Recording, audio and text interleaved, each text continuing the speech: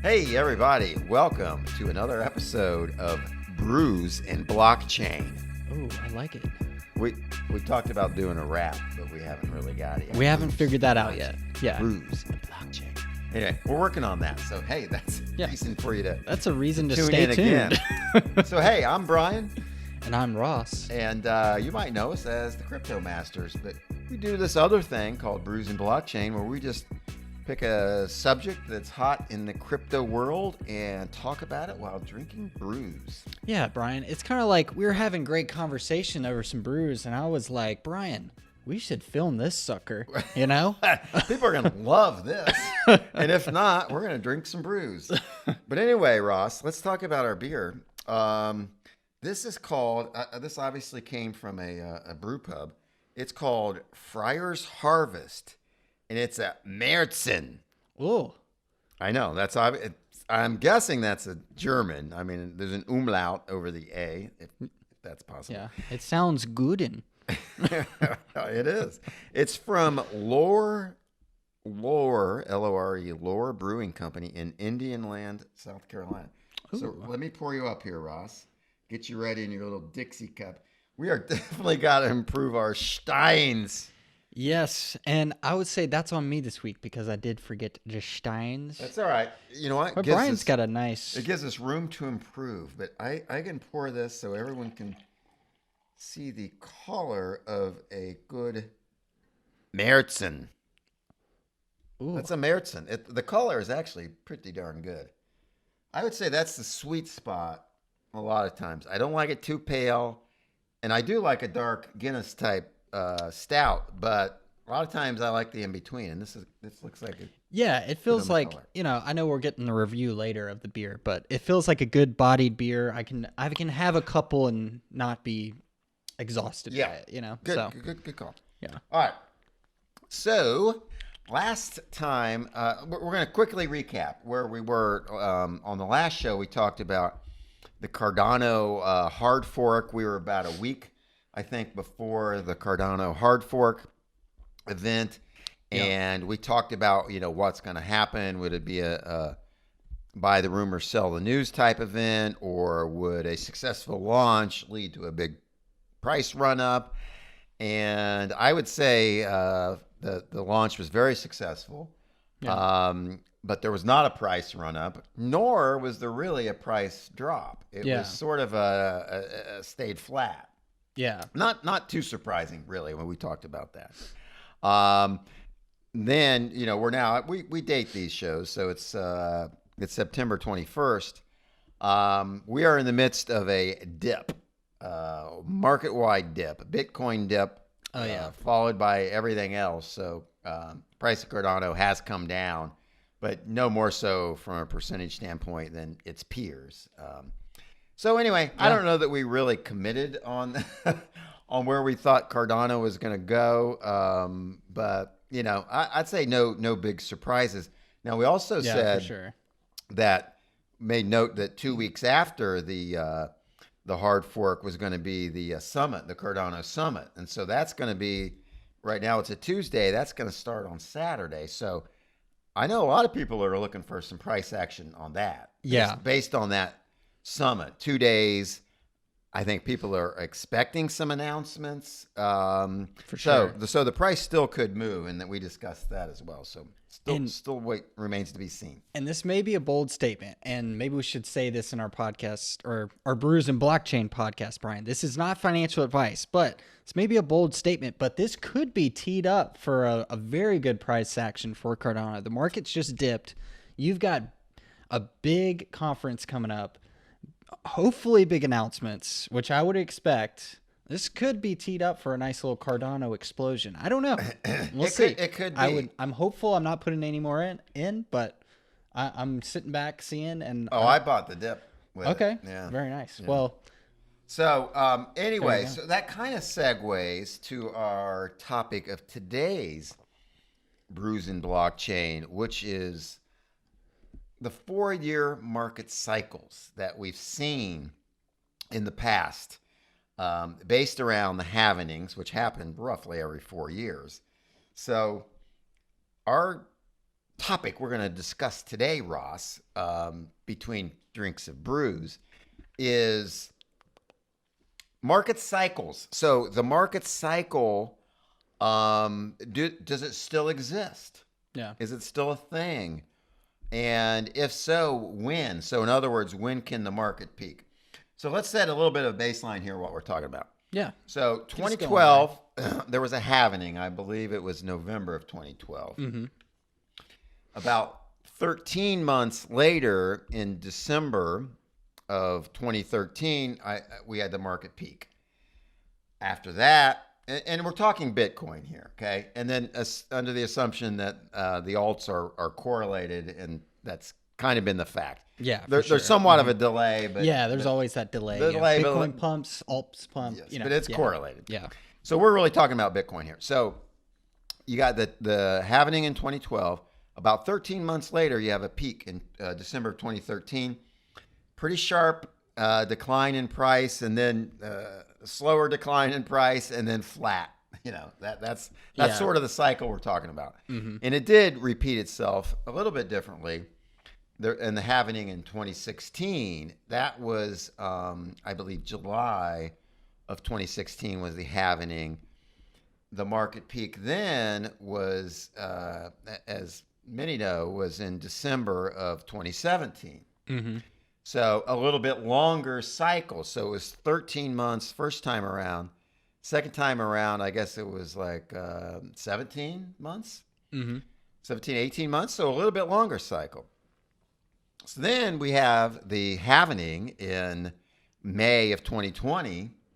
And now here we are. We hit a peak, actually, in current peak in April of 2021. Yep, April 21. Yeah, so which everybody thought, well, that's not the peak. And still, I think most people think that. We had the big drop in May, but that was a dip similar to what happened previously as well. So now the discussion is that cycle going to continue or not? Yeah. No, it's kind of number one. And then number two, if so, when? When's the peak? Yeah, exactly. Right? And let me mention real quick, Brian, if you're listening on the podcast, Brian mentioned a couple of dates here, but if you're listening to us on YouTube or want to switch over to YouTube, I've got the nice stock to flow model behind us here. Yeah. I don't know where it is with my hands, but I'm just showing right here. I'll edit it later and look at it myself like, wow. We have two different versions on our computers. I like the live model. Yeah, the live is a lot better. We've got look into Bitcoins. I don't think it's live, is it? No. Well, yeah, I've got Okay, well maybe. Yeah, I like looking into Bitcoin. Anyway, so let's talk about stock to flow. So the stock to flow model is based on the cycle. I mean, it's kind of exactly what we're talking about here. And, based on what is happening, and I don't know what all went into his calculations, but he's created a guy named PlanB. He stays anonymous. He goes by PlanB. I think he's in the Netherlands. He's Dutch, I believe. But really smart guy. He created this model. A lot of people love this model. I got to say, I'm a little bit of a fanboy of it because I actually wrote down the prices at various dates on a note. I actually stuck it next to my desk. Oh, yeah. Okay, I like it. I like it a lot. But he'll always say it's a model, so don't get too bogged down on the prices. But let me just go to. I mean, if you're looking at it, I'm glad you said that, Brian. It's a model, but man, if you haven't seen stock to flow yet, again, it's behind us. Look at obviously it veers off the model. That's just what it's going to do. There's a lot of market factors in, but look how close this thing is. Yeah. I mean, when I first saw this back in 2017, I was like, holy crap, I'm into Bitcoin. And I mean, you could just use this and invest and make millions. Yes. until you can't, because then they'll say it's a model. Mm-hmm. But anyway, and right now, for example, the price at the latest price now is taking a dip to like maybe 42,000. Mm-hmm. At one of the most recent prices on here, the current price was 48,000. The stock to flow model said it was supposed to be 106,000. So it has diverged quite a bit. Yeah. And PlanB himself has said if Bitcoin's not at 100,000 by the end of the year, then the model's broken. So that's a big statement, seeing how it's late September. All right, so Ross, our question, because I've seen some people in the industry say, okay, mostly probably Bitcoin maxis, but anyways, but they say, forget the cycle. It's done now. We've got the big entities investing in Bitcoin, and they're not going to sell it. You know, they're not going to have paper hands, and you know, based on fear, they're not going to sell and cause the big drops that we've seen in the past. So cycles are out, and there's only been two. This is them. There's only been two. That's no pattern. That's, you know, that's nothing. Yeah. So what do you think about that? I mean, a small part of me, you know, they do have a point. It's only two. That's not a main reason to think there is a cycle, but I kind of bring it back to miners and mining rewards and really how Bitcoin's driven up. I mean, this is just how miners work. They, you know, they get paid, they dump. They get paid, they dump. And I think that's the driving force there. But again, coming back to their point again, we've got big players in the game now. So do these miners dumping their rewards play as much of a factor? And I mean, if you're a miner, no, and you think that, okay, these cycles are over now, the big boys are in here, it's not going to have these big dumps. I mean, you have ways to get borrow, and you know, where you don't have to dump it to pay your bills. You can borrow against your holdings, and we all know that. Oh yeah. So you know, if and miners are smart, so and they have a lot of knowledge. So I think if miners thought there's not going to be a cycle and there's not going to be a dump, you know, they would prepare accordingly. Yeah, no, for sure. And that's a good point you bring up, Brian, because if you're mining Bitcoin in 2021, you have got a lot of skin in the game. You know, you don't have just, you know, a couple ASICs. Yeah, you are in this deep. You know, I expect you to have several ASICs running, which we might have soon. Teaser for maybe a video coming up, but we'll show them our setup. Yeah. We got to get it working first, but you know. But that's a good point, Brian. If you've got this much. So where do you come down, Ross? You are waffling, man. Cycles or no cycles? What do you say? Shots fired. Yeah, I'm putting you on the freaking spot because people are watching. Yeah, what do you say? YouTube is watching. I say a cycle. There is still a cycle, but the magnitude is just not going to be as great. Nice waffling there. He took a middle spot. I like it though. That's fair enough. That is not called a on the fence, Brian. That's called off the fence with just a little toe on it. You know. I am gonna say you're asking me back. I'm gonna say. Yeah. What do you think, Brian? Come on. I come on, you I sissy. see the argument. I am not one to say, you know, two events, you know, lead to a pattern that you can then rely on. But I think, I think there's going to be a cycle. I do. And I'm waiting. I'm planning accordingly. Okay. I like so if there's not a cycle, then that just means the price is kind of unpredictably going up and down, but generally up and to the right. I mean, has certainly been the pattern for Bitcoin if you look at here. So if that's the case, then that's the case, and that's what you count on, and I guess you just buy Bitcoin and other stuff and buy. So, but if it's not the case, so if there are still cycles, the next question is when is the peak of this cycle, right? Yeah. That's what everyone wants to know, and if anyone actually knew that, they should make $1 billion or however much they can borrow to maximize their gain. But nobody really knows. But so there's some different viewpoints here. So like I said, and this is not exact, but I think the first the 2012 halvening and then the peak in 2013 in December kind of interesting. You think of the month, December Yeah. was 13 months. So that's a 13-month cycle. And then the next one, you had the halvening in July of 2016. And then the peak in when?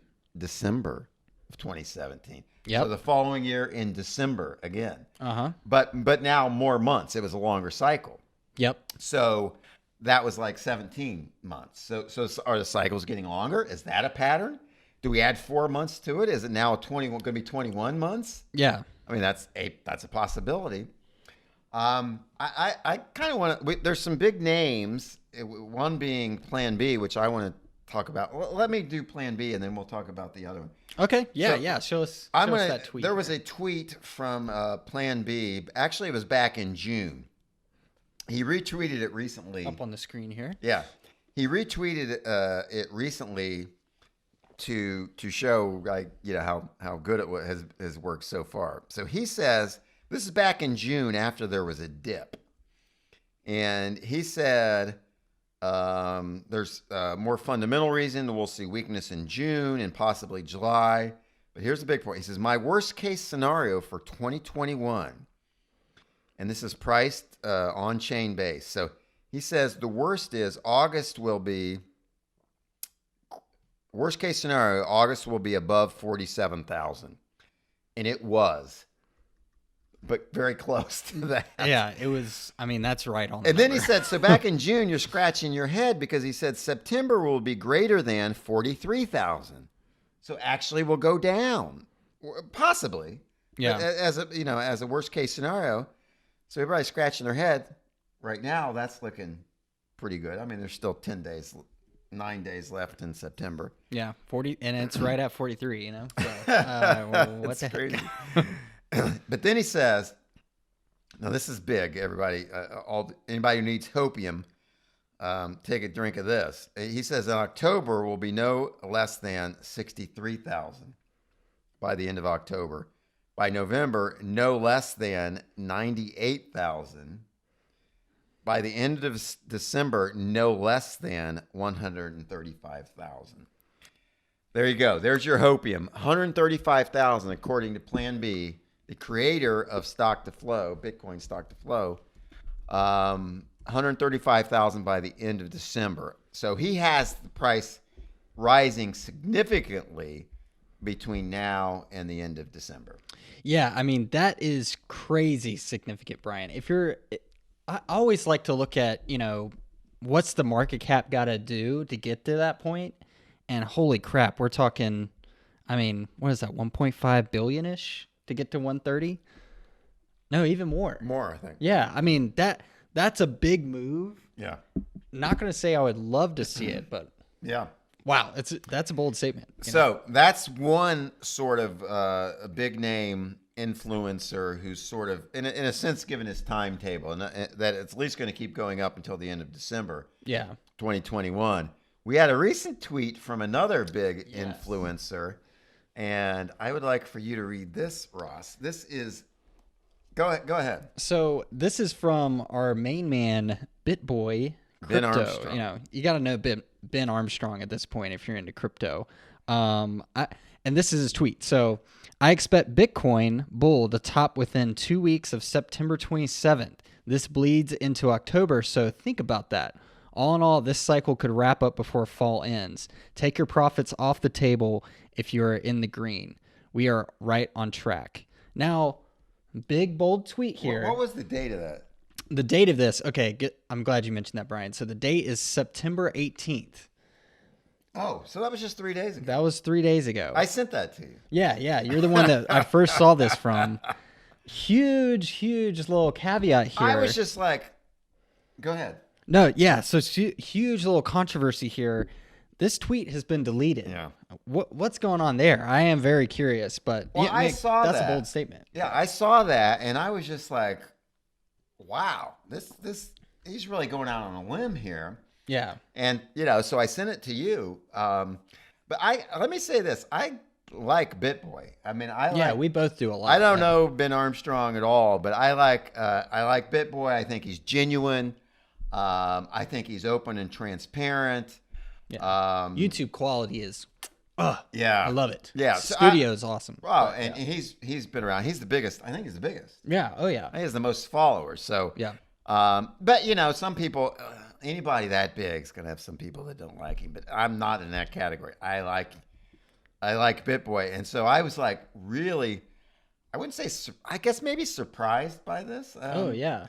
So according both to, really to shocked. Ben, who's since deleted it, our peak is going to be, let's be generous with him and say mid-October. Yeah.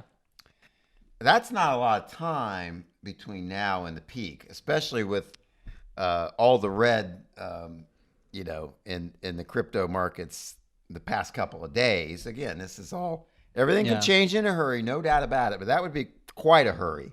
Oh yeah. And that's quite a difference from Plan B. So a lot more people seem to be calling this just a healthy correction. But nobody knows. I mean, no one knows. There's one thing, and we'll have another show based on this. But if there's one thing, the biggest influencers in crypto, they don't know what they're talking about. Nobody knows. As far as timing this, exactly. No one can time the market. But that is rule one, people. It's another show, but interesting to me how bad some of the big guys are, and I'm not talking about Bitboy. Yeah. All right, but anyway, so Ross, what do you think of the Bitboy time frame, versus the Plan B time frame? If there are still cycles, and when is the peak going to be? And when do we need to start selling and make sure we're sold before that drop? Because if you look at the drops, they're not gradual. They're steep. Oh yeah. So if you're trying to get out when everybody else is trying to get out, that's not where you want to be. Yeah, I mean, having been in the 2017 dump and crash and burn, Yeah. I mean, if you're in the green now and you sold, I mean, no one ever loses taking profits or selling in the green. You can't lose, but it's always obviously what we're talking about here is like how much could you win, So I mean, where I'm at, I'm still hoping for that December timeframe. I feel like that's what used to be the new peak, or used to be the old peak. That used to be the. Well, we have mentioned December, for both the 2013 and the 2017, and you think about 2020. I mean, last year December was sweet. Yeah. Oh, yeah. It was epic. Yeah. So, all right. So you're saying December. Yeah, I guess you're predicting a December peak. Yeah, I'm leaning more towards Plan B because for me, it just feels like we had a good, healthy correction, and we've got so much upside. I mean, I maybe flash this tweet if I can find it on the screen, but the first guy to buy a McDonald's hamburger with a Bitcoin was just like a proud moment, and I can't even think of where it was. But yeah, it's just I feel like we've got so many institutions backing this thing, big players, and I don't know. Cardano's finally on smart contracts. I don't know. Yeah. I feel like we've got so much momentum to stop now. I'm gonna agree with you. I'm gonna say I think. By the way, a lot of people are saying this is going into 2022. March. I've seen March. People thinking it's going into then. I think if we have a good run up, anything close to what Plan B is saying, I'm looking at December 15th, probably at the latest that I want to have all my stuff in there. Oh, by the way, that's another thing. If you believe this is going to happen, yeah, you're an idiot if you don't sell most of your holdings, right? Yeah. And then rebuy them later lower at the lower price. If you really believe, so it comes down to conviction. Yeah. But if this happens, like I kind of think, and more along the lines of Plan B, if we get a nice run up in October, November, which I think we will. Oh yeah, we're in the same boat there. Yeah. Then I think December is the time to start selling, taking some profits, keeping some bags, but taking some profits and keeping the dry powder to buy back later, after the drop, after the bear market progresses a bit. Yeah. There's always things, though.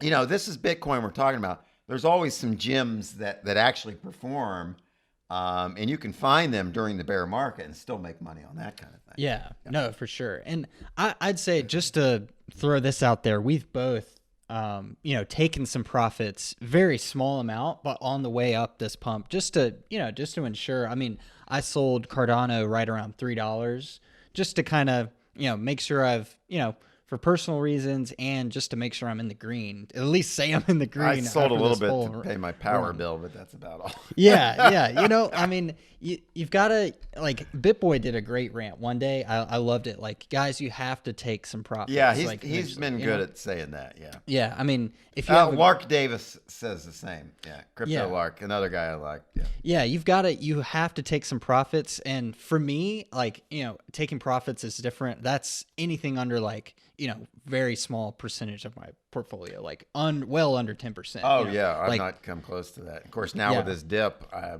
don't see it happening until we get another big bump, but that could happen. Yeah, and so this is just a question. I know we're coming up on time here, Brian. We Yeah. don't like these to make these too long. Right. But what would you say is your your total, I wouldn't say cashing out, but what's your big portion you're taking out? Is it What 90% percentage? of your crypto portfolio, or what are you thinking?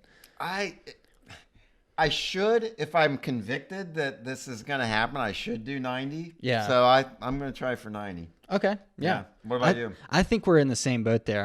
I definitely want to leave in some, because I still think, crypto long term, 3-5 years out. I mean, if you hold on to the Bitcoin through the bear, it's coming back up. Oh yeah, you're gonna be totally fine. Yeah. But yeah, I just like to throw that number out there, because I feel like Yeah. I get asked that a lot. Like, oh well, in December you're just totally out. Like, whoa, no, I'm not totally No, ever out. I don't want to be totally out. It's too much fun. Yeah, it's. Oh man, this Bitcoin. I mean, look at this stock to flow. This is a freaking fun roller coaster, people. What direction is that going? Up and to the right. That's right. Well, I would say up, right, and to the moon, Brian. Oh, nice. All right, well, let's wrap this up. So, this was our Brews and Blockchain about cycles. We love to hear from you. We really want to be interactive, and we will become more interactive as we continue to do this. But if you got some comments and some thoughts, please let us know. We'd love to see them. Yeah, we'd really love to know in the comments what you think.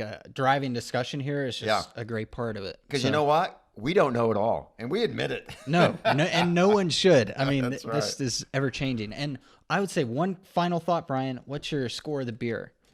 Oh, I give it an 8 out of 10. I kind of like it. Yeah, I'm up there. I'd say like 7.2, 7.3. This is you're precise. Whoa, this is just a critical. Yeah, I like to be a little critical, but hey, this is a good beer. It's not. I don't know if I'd go out of my way to have it again, but man, when you brought it to me, Brian brought this one, by the way. I could drink it all day. Marzen. It's got some. I'd say it's a good tailgate beer. Like I could for a tailgate. Yeah, it's very light. It's somewhat light, even though it's got some body to it. Yeah, it still has some flavor in it. My taste buds aren't educated enough to know what the heck that is, but I like it. All right, everybody. Thanks for watching another Brews and Blockchain. Tune in next time.